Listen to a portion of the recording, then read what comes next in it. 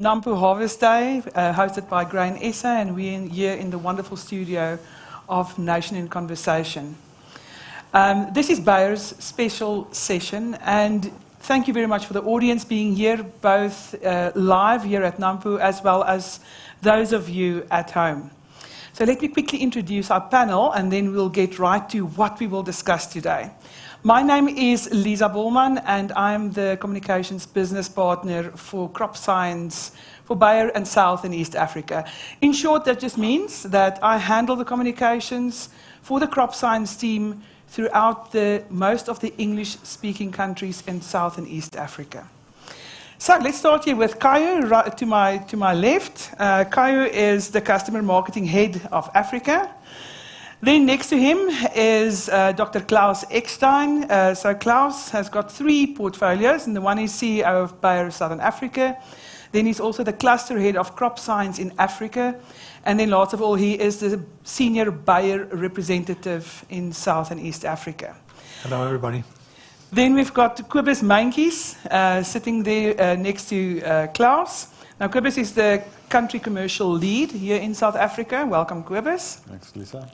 And then right at the end, last but not the least, definitely, is Leonard Oberholzer. Now, Leonard is the corn go-to-market lead.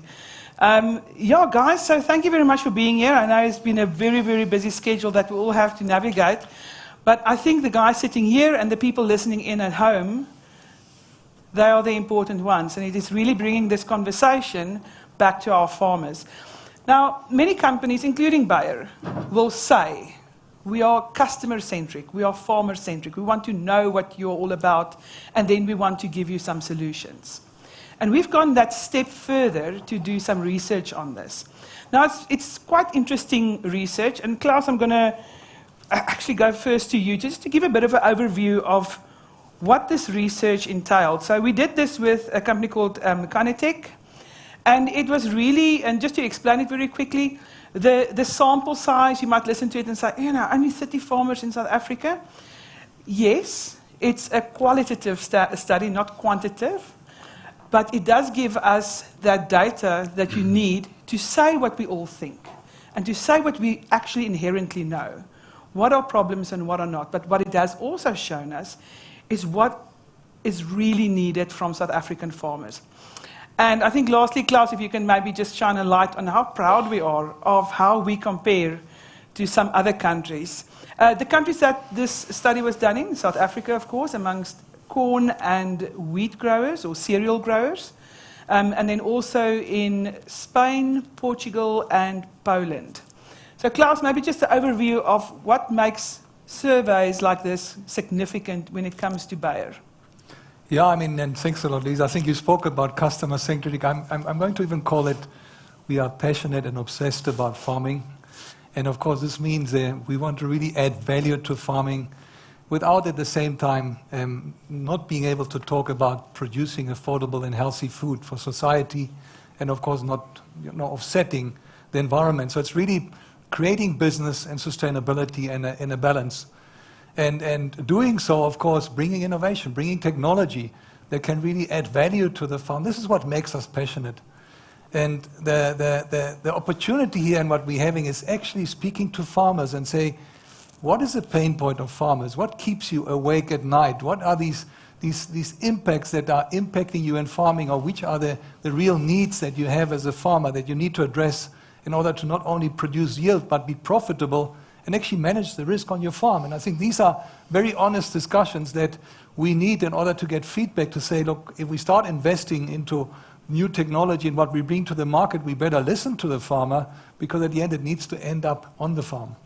And of course, Lisa, what you mentioned is, how do we compare with a market in Europe that is maybe more regulated, that is subsidized, that has different climatic conditions?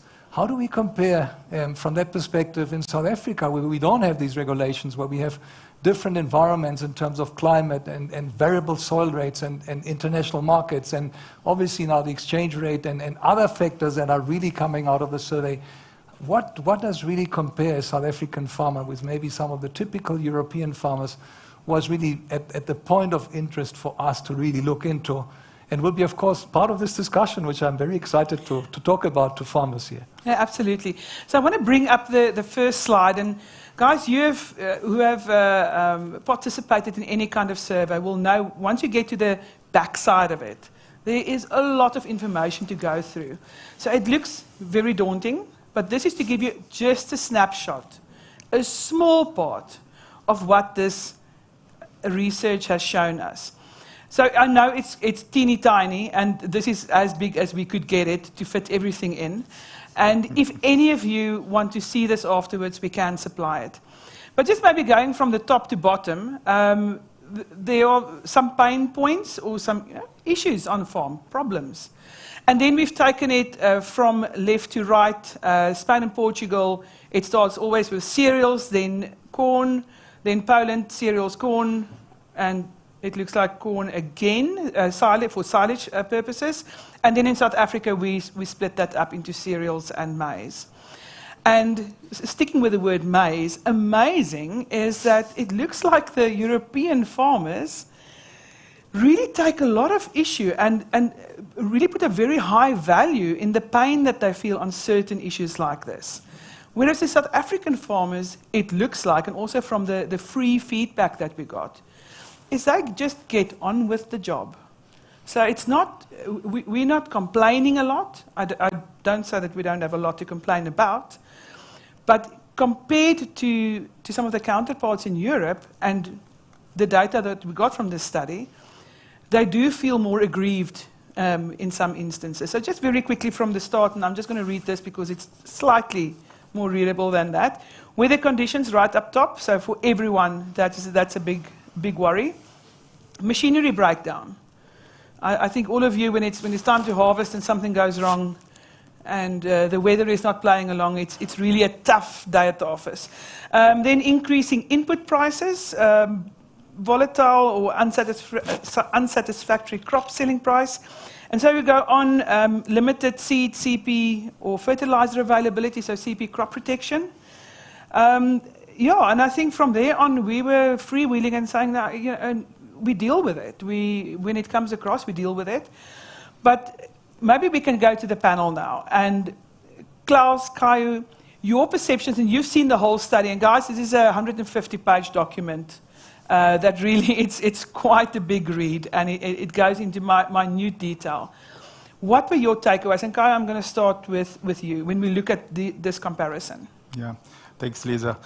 Basically, I think what is important for us to mention about let's say, the major difference from, let's say, the South African farmers to Europe is about risk. Let's say, basically in South Africa, what is a very clear feedback across all the farmers that were interviewed is how we have to take all the risks by our own, right? And I'll be just detailing a little bit what this really means. Like if you take 150 farmers, more than 2 hours conversation, I can tell you that you can, from the planning phase to the off-taking, let's say, part of that the farmer have to face today, we have identified basically 3 major differences, let's say, from the South African farmer to the European. The first one, infrastructure. Like, let's say, basically, the infrastructure which we have in South Africa, and basically they have mentioned load shedding, was the major, let's say, challengeful risk that they are assuming today on the energy part that put their profitability under risk. This was the major one.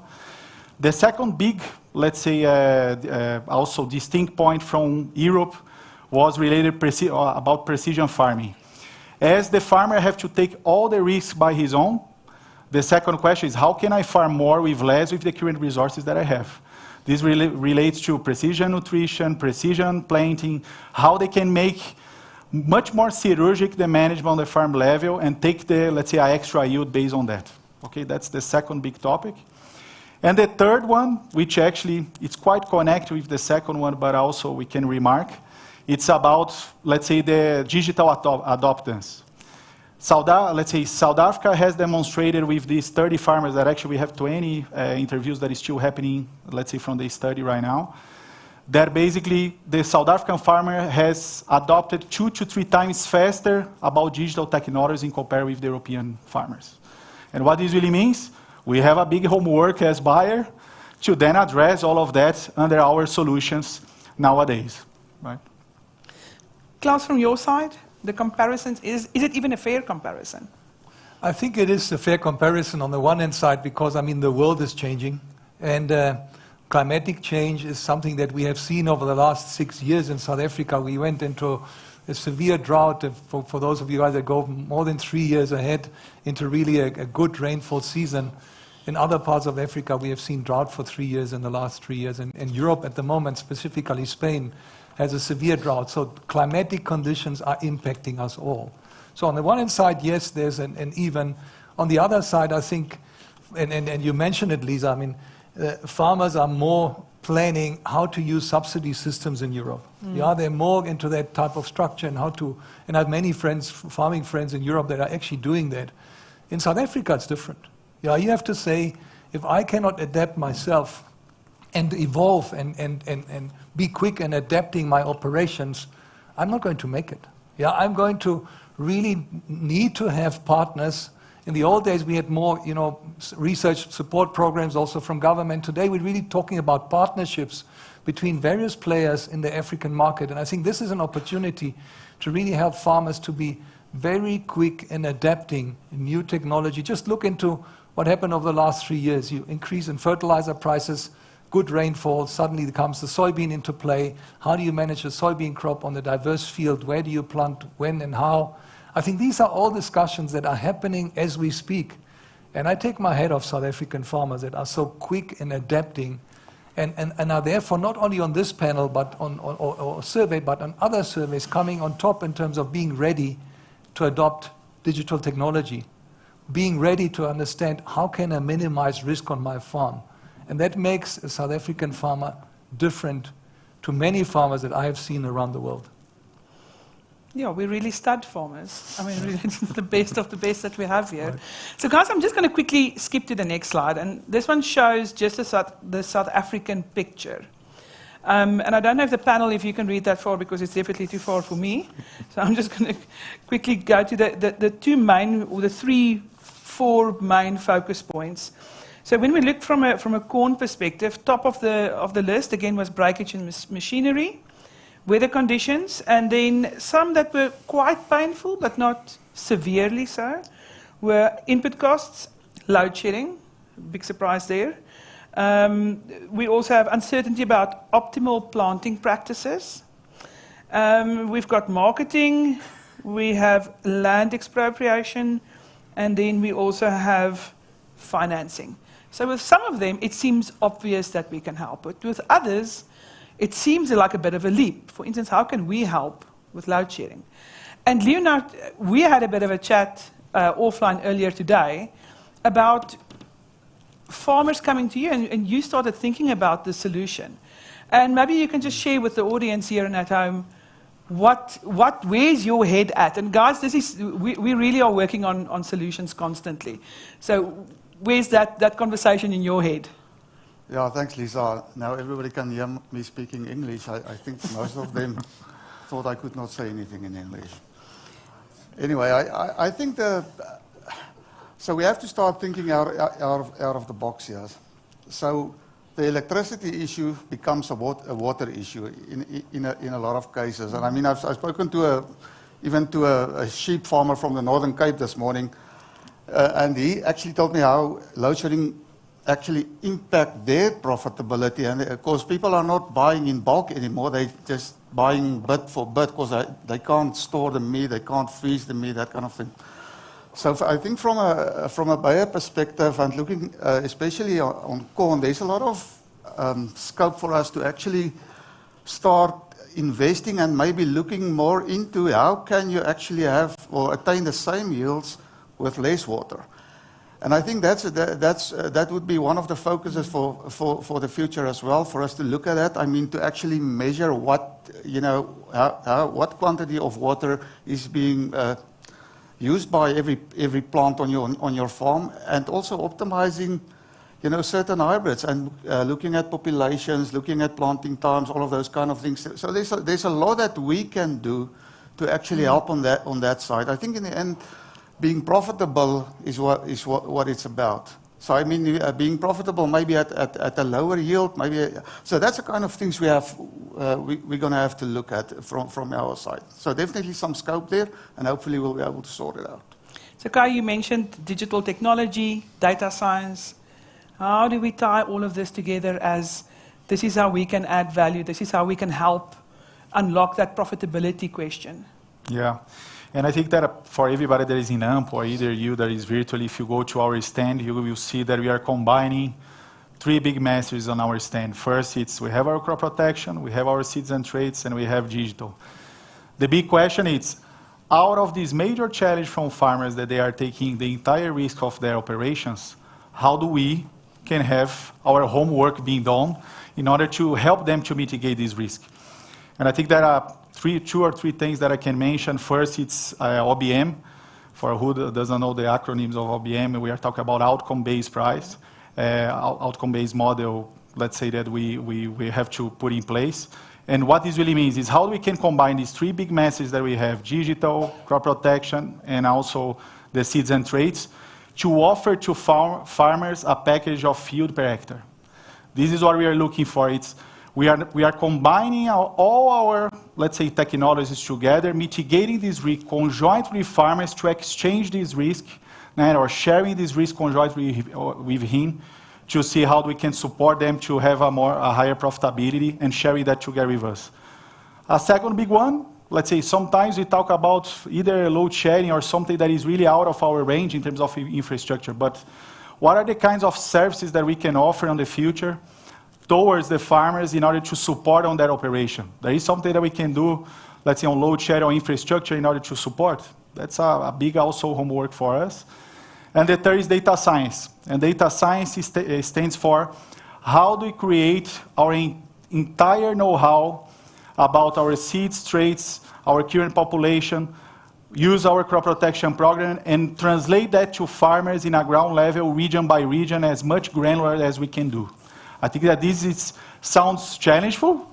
Let's say if you ask us a very honest opinion, are we 100% prepared? No, we have to then be 100%, let's say, boosting from now on to ensure that in a 5 years' time, we will be supporting the farmers as they deserve to mitigate this risk.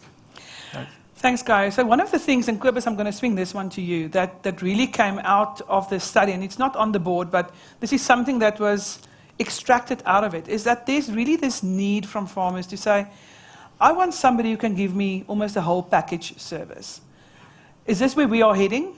Are we there on some levels, Kobus? Definitely. I think, thanks, Lisa. The reality is, and I always try to remind myself about it, is that when a farmer wakes up in the morning worrying about seeds and crop protection is actually a very small piece of his day.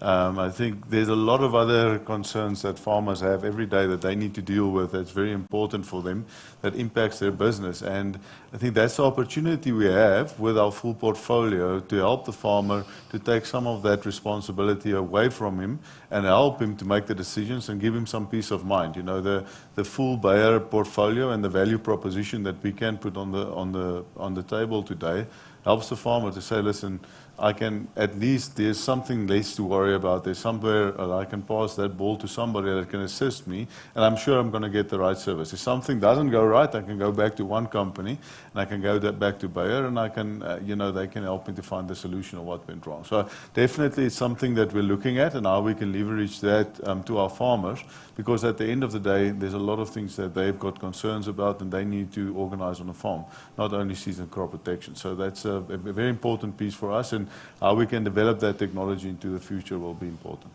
Yeah, Kobus, I think also something that you mentioned earlier to me is one shouldn't forget that Bayer is also farming.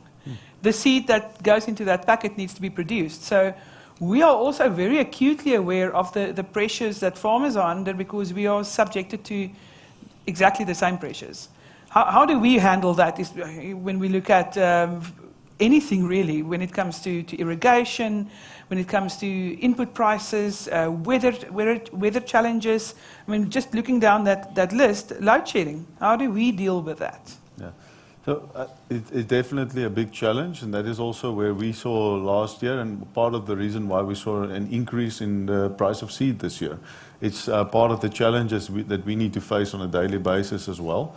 And yeah, some of these things, we saw the increase in energy costs that had a major impact on our production costs when it comes to seed. The fertilizer cost increases. So yeah, it does have a big impact on our business as well. And at the end of the day, we need to remain profitable as a business as well. If we don't remain profitable, we can't reinvest. And that to me is the most important part, is how do we continually invest in new technology that we can develop to give that back to the farmer, so that they can have that technology available to produce more with less, because that's ultimately what we need to do. We know global changes, whether it's diplomatic changes or political changes, weather conditions, all of these things, the global population increases, food security. We need our farmers, and we need to enable our farmers to be able to produce more with less. And the only way we can do that is really to invest in new technology. And I was privileged enough last week to go with a group of customers to our site in St. Louis. And if you look at the investment that Bayer is doing in making sure that new technology is available and relevant, I think those are the two things. We started with a survey, but the reason that we start with a survey is, we need to understand, is the technology that we're developing really relevant to our growers, and what is their needs? If we develop technology that's not relevant to their needs, we're wasting our money. So I think that was very impressive to see how much Bayer is investing to develop that new technology, and that will keep our farmers profitable in the future. I'm sure about it. Absolutely. Now, I really want to have a much longer chat to you about your American adventure. And I just also want to remind the audience who are here, we will have a chance for Q&A in the end, and you are more than welcome to do it in Afrikaans. We've put Leonard now through the ringer here, and he's taking it on the chin on your behalf. But really think about what is being said here. And I want you to think, what would you like to add maybe to this kind of survey information, if you had the chance to participate in it? But we will get back to you. Before that, Klaus, Leonard maybe, any of the other panelists, when we are looking at other solutions in our portfolio, and maybe some of those that we don't think immediately, our agronomic services, is this something where we are putting more emphasis on? Is this also something that we learned out of the survey? Leonard, maybe you first? Yeah, definitely. I mean, we just recently expanded our agronomy team in the field as well. So for us, this is important. I mean, as farmers are starting to work with data, we also want to be part of that, but we also want to help them to interpret data, especially when it's on our products. So definitely. Yeah. And Klaus, your ideas around supporting farmer profitability, because eventually this comes down to a sustainability question. I think there's two discussions, and I mean, an important one with some of the farmer discussions is, look, profitability is one, but sometimes it's only half of the discussion. Because the other one is, do I have cash? Yeah, do I have cash today that I can spend on something, or is the risk on the cash so high that it's actually overarching my profitability? And I think this is the discussion that Kayo mentioned earlier today. If we start talking about risk of farming, then the risk always falls back onto the cash. Yeah, and so whatever the discussion at the end is, where are we going with the technology that Kobus is talking about now, when we're talking about investing into innovation and going further with digital, it's going to cost. Yeah, and let's be open, it's costing a lot of money.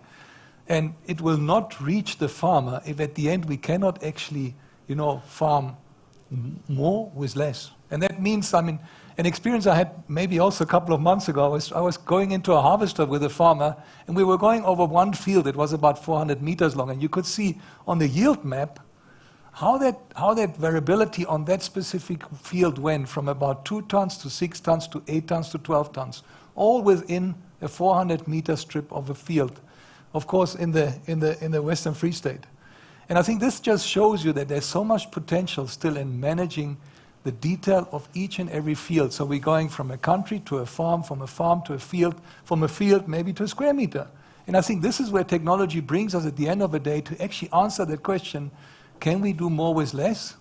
And once we have enough data, and this is why we're so open about, in our stand also to speak about data and getting records on the farm, we can then really start talking about what is the risk and how can we share the risk of actually managing an operation.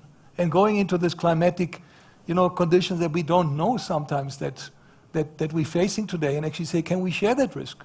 Is that a value proposition? And I think the first feedback we're getting from farmers is this might sound very interesting and appealing to us. Great stuff. Okay, so now we're going to switch the mic over to you guys. Thanks, Dieter. If you can maybe just see if there's somebody there with a question. Anybody who would like to add to the flavor of this discussion, because it's really nation in conversation. It's not just us talking in our own echo chamber. We would really love to hear what you have to think. Okay, thank you, Alani.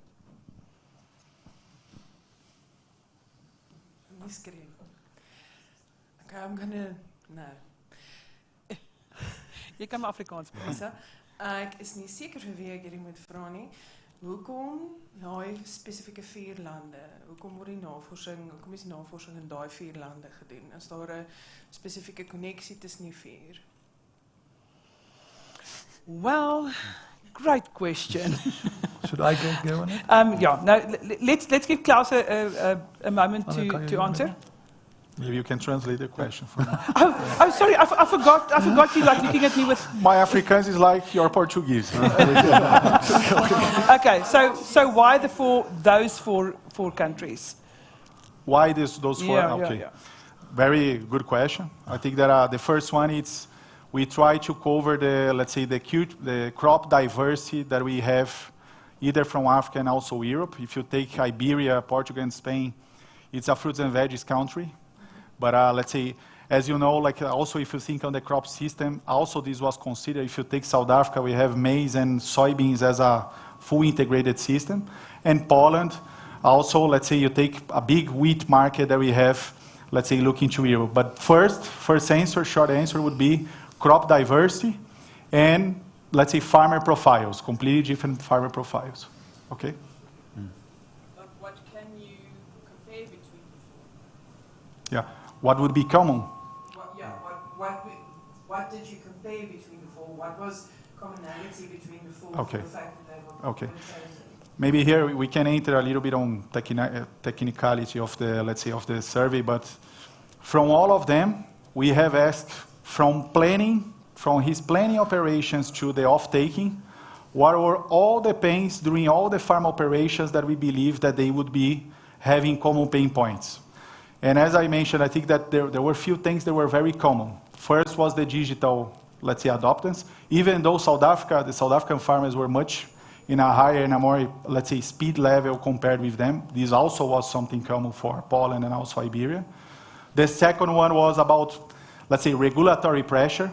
Because actually now, as you know, in Europe, we have, a very strong, agenda about, farming, more with less, chemicals. This is also was something much more stronger on the European countries if you compare here to South Africa. And finally, the third and the major one, which I think that was unique for South Africa, was the load sharing. If we compare, I would say that this infrastructural and the risk mitigation that the farmer have to address by himself here in South Africa is not the same case from Europe. And it was very clear from the credit, part as well as risk. This is something that was not highlighted by them. Okay? Okay. Klaus, you want to add? An important point on that one also is comparing markets. So if you look, for example, the Spanish market today, there's a lot of fruit and veg grown there. There's a lot of proximity to consumer markets in Europe. And what's obviously very, very high on the agenda is what is the EU Green Deal going to do with these markets and how do we respond to this? So I think the opinion of the farmer is very important on that market, and there's a lot of greenhouses, there's a lot of citrus in there's a lot of competitive fruits also, or crops to South Africa. And of course, the Poland market, as Kayo said, it's on a different grain level, correct? It's a cereal market that's on a different level of intensity than what we see in South Africa. But I mean, for us, South Africa had to be on there because exactly the diversity of agriculture that we're having here and the non-subsidy. So it's actually pulling together diverse markets that for us in EMEA, in the Europe, Africa and Middle East environment, will help us to really develop strategies that at the end aligns, the needs of the farmers with the strategic pull-through from our organization. So just pushing the diversity of farming through. And if I may, just like something very curious about your question, I think that we got a town hall that happened, let's say, just a few days ago, let's say, together with our regional colleagues, and this question came, exactly the one which you are mentioning, comparing. I think that one thing that was very clear for us is that we have to be here in South Africa, as the farmers are advancing due to the lack of infrastructure, they have to deal with this risk alone. We have to serve them beyond the farm gate level. This is very clear for us. We have to look for services which goes beyond, let's say, just the inputs and our technologies. Okay. Cool. So there are also a few of our colleagues in the audience. So if you have questions, because I think none of you have seen this research, or maybe a handful. If any questions from that side, or any of our former audience members there at the top?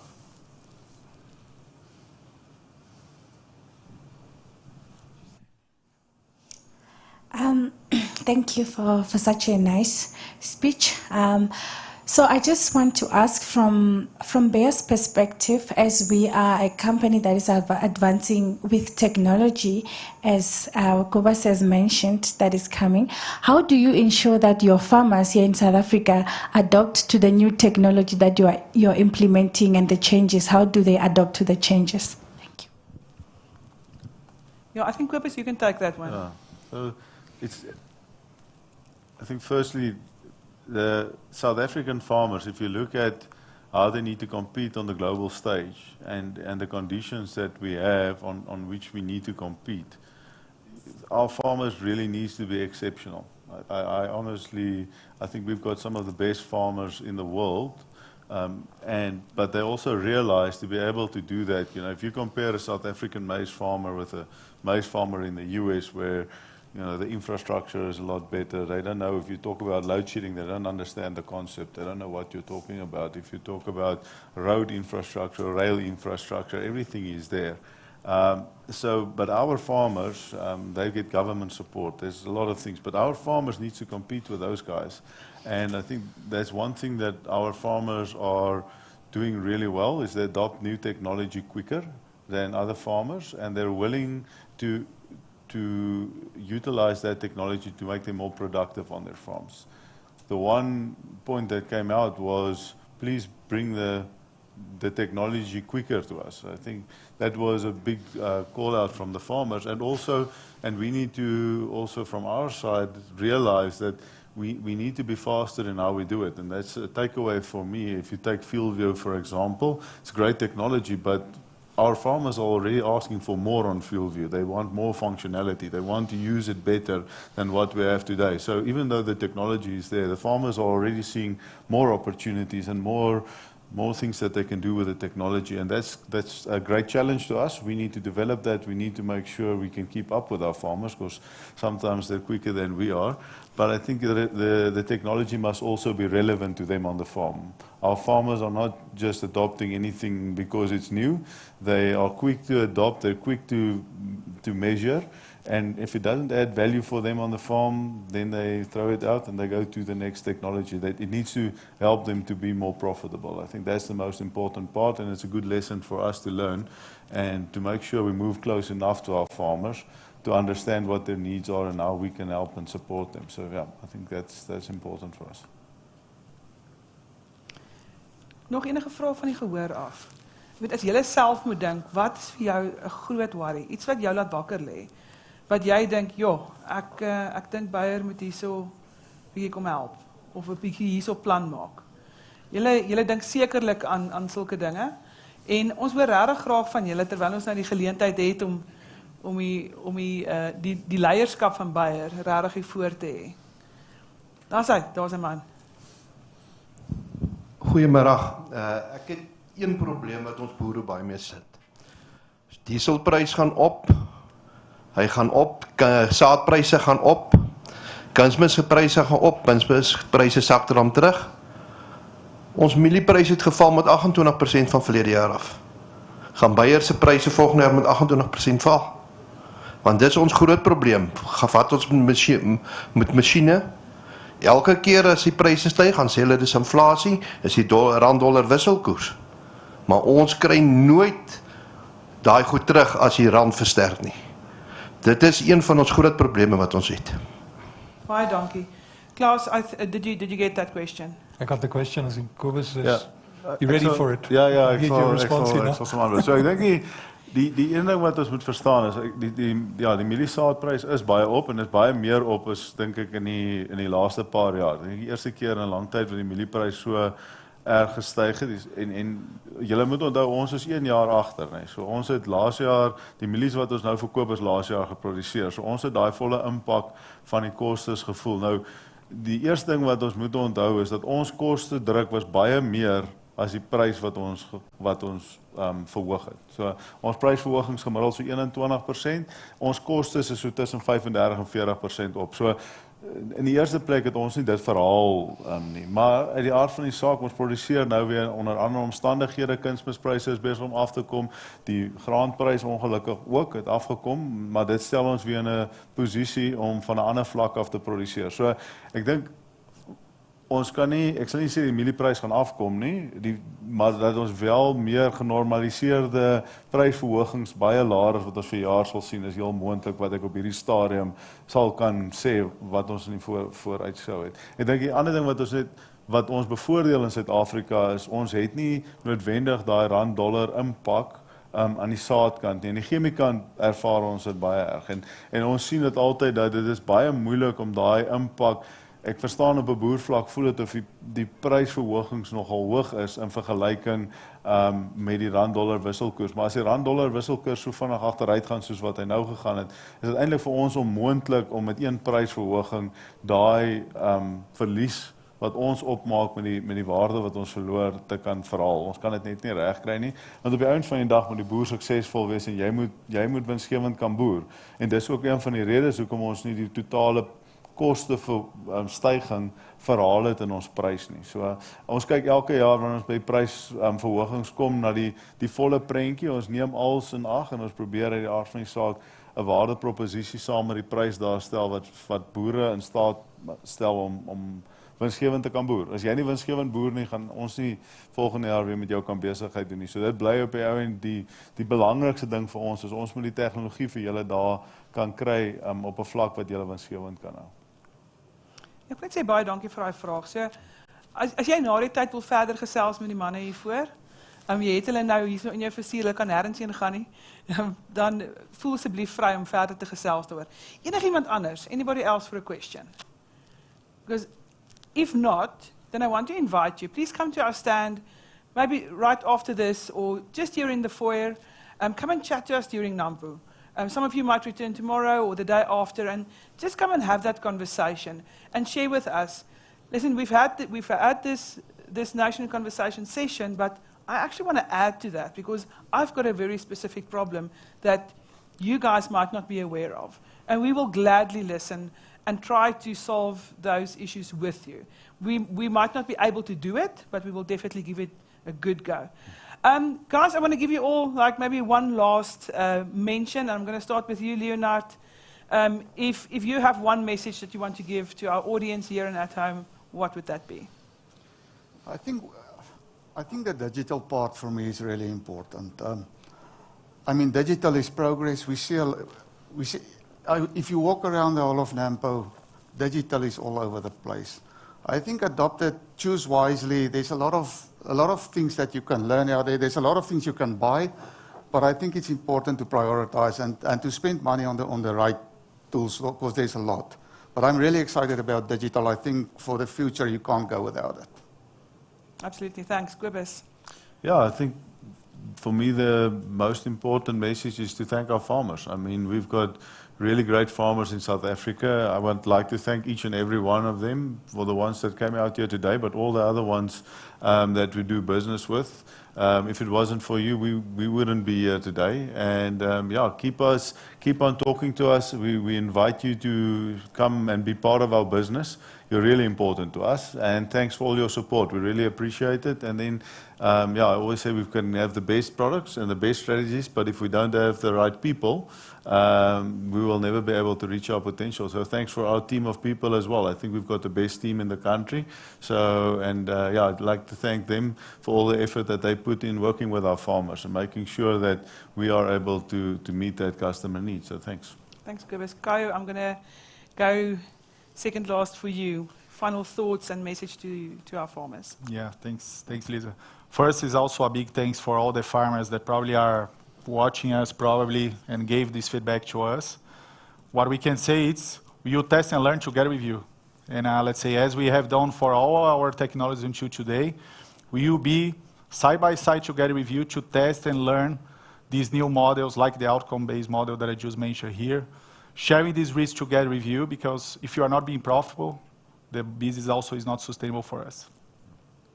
Thanks, Guy. Klaus, I'm going to give you the final word. Yeah, thank you, and thanks for the real opportunity for discussing these topics today. I want to echo on the colleagues that what they said today. For me, there's a word in Afrikaans that describes it very nicely, vennootskap. Yeah, I think it's whatever we do, it's teams coming together. We say, look, let's try something new on a farm. It's a responsibility.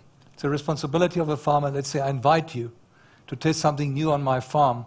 Let's build that relationship. Let's continue that journey together. And I want to thank you for that trust that you're putting in our teams and our organization to really walk through this change in agriculture that we're experiencing today in South Africa and will experience more going towards the future. I'm confident that with this vennootskap, we'll go through the challenges and come up on top, not only as a solid, good farming community here, but also from a South African environment to really strengthen South Africa as a country in producing food for Africa. So I'm really excited about that. Excellent. Gentlemen, thank you very much for your time. Audience, thank you very much for your participation. To everyone at home, thank you for tuning in. And from the studio, it is goodbye from Nampo. Thank you.